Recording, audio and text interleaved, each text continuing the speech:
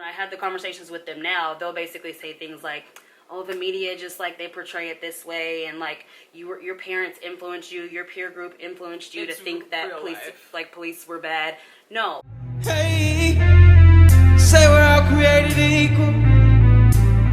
That's what they teach us, but that ain't how we treat each other.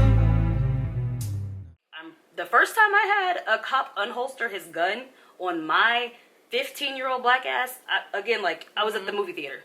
It was because I wouldn't sit down. Yeah. Like nothing else happened. It was literally because I would not sit down. And there was a group of people. Mm-hmm. And he said nothing. He walked right up to the 3 black girls and unholstered his gun and told us to sit down. The hell? I got in the car with my mom and was screaming at her. And she was like, what do you want me to do? And I did not know. But I was like, this isn't fair. Yeah. And so she started crying. Yeah. Because she was like, what do you want me to do? I can't go in there and yell at him. Yeah. But that's the shit that, like, some people, that they don't live that life. I have witnessed men be talked to like their children, and that's something that's gone back to when we were enslaved. Like, you don't call people boy. You don't look at people's belongings as if they belong to you. Like, you act as if you have some type of respect, regardless of what you think they may or may not have done. If you don't know for sure, innocent until proven guilty. That's how that works. We don't operate that way, though. Good Lord.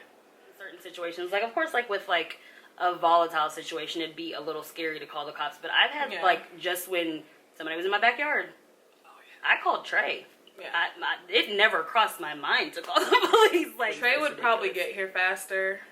Absolutely. Trey would know if there was someone around that didn't belong, because Trey's familiar with the house. Absolutely. And he knows who would be here and who wouldn't be here. I don't know if I call the police, if I'll be viewed as a threat, or if I'll be viewed as an asset. I don't even know how many times, especially like throughout my college life, where like we diffused it amongst ourselves, even in situations where we probably should have called campus police, just because we didn't want that hassle. Yeah, we didn't know what was going to happen, what was going to come from that end of it. It's like, yeah, y'all can argue and go ahead and just fight here and like just leave it at that.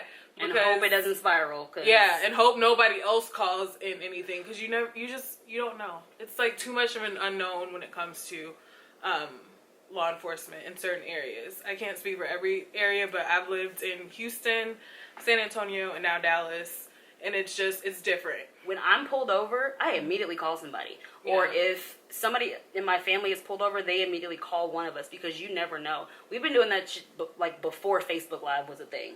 Before Mike Brown, before Trayvon. Way before. That's always been practice. The norm. You call somebody and make sure they can hear you. You put them on speakerphone, you put the phone down. They don't have to say nothing, but they know that you're getting pulled over, and they're listening to make sure they're making sure that everything's okay. Because Trey used to get pulled over.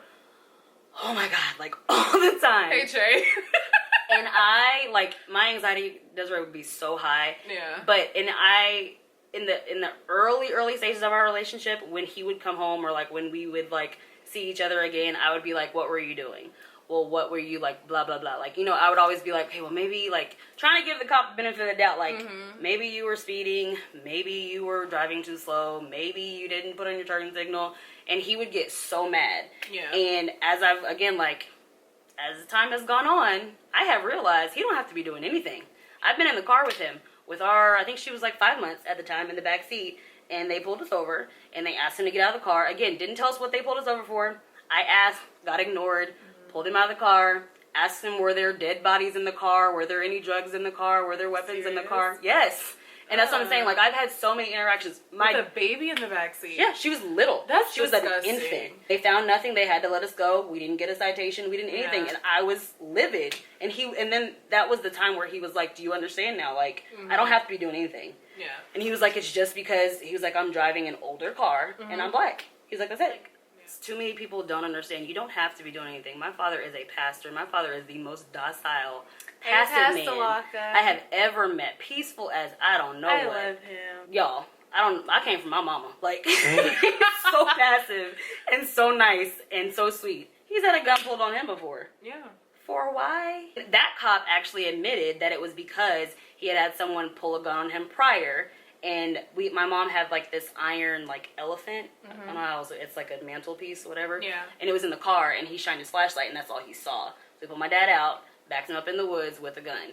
and he did apologize, but again, like, that's the kind of stuff, It's like, traumatizing. you should not have a weapon, and you should not be responsible for, like, protecting if you are that traumatized. So when you see a flash of anything, you immediately go for your gun. Exactly. That is not a safe situation for anybody.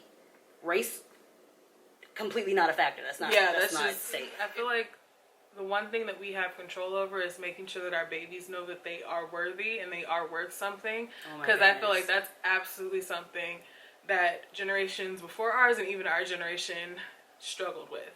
Now as an adult, I realize that there are variations as there are in every occupation, but it's that fear is, I feel like, will be there for the rest of my life just because it's how it's been. Yeah. Like, my interaction with law enforcement has been more negative than positive. So Absolutely. I always go into situations like on guard, feeling like something may happen. I got love for my brother, but we can never go nowhere unless we share with each other. We gotta start making change.